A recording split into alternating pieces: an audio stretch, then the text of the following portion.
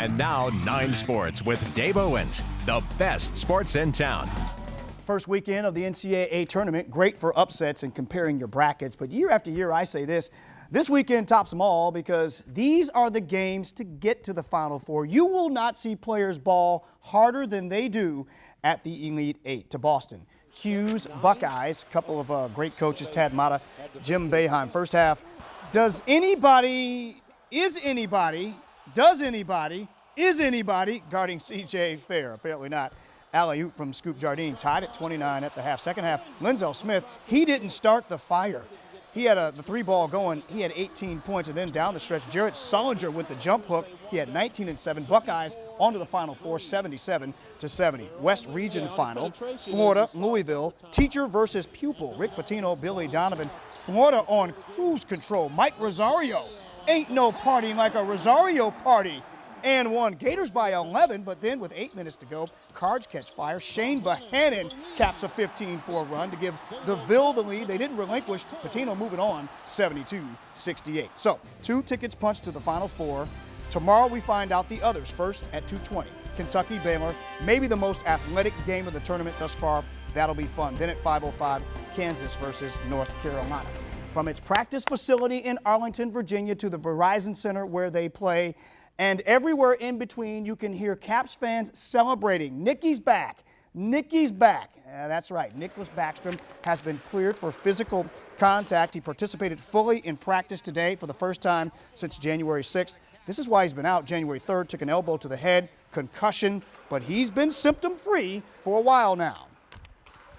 I've been looking forward for this for 2.5 months, so kind of happy right now. It feels good if you give me a couple more practice. Hope that I can be back as soon as possible. That's my goal. He's a competitor that wants to play in these crucial games, and I'm just glad to see these nice and healthy now.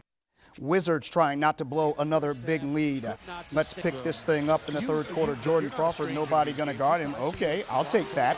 He had 20. Nene also had a double-double, 21 and 11. Fourth quarter, shot clock running down. Joe Johnson, lethal weapon, 3. 15-point deficit erased. John Wall for the tie.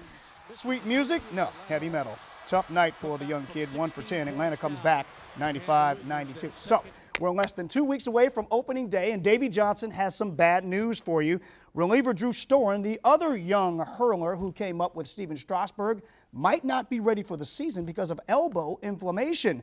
Doctors have prescribed rest for the 24-year-old who was an all-star a year ago. Davy and the Nats against the O's down in spring training. Started well. Wilson Ramos, just great to see him playing after that harrowing offseason. Kidnapped and all, broken bat single. Espinoza scores only 4 hits for the Washington Nationals today.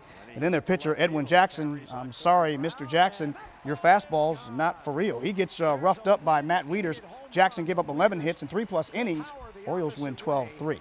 Some lacrosse now. Maryland, North Carolina, always an intense rivalry.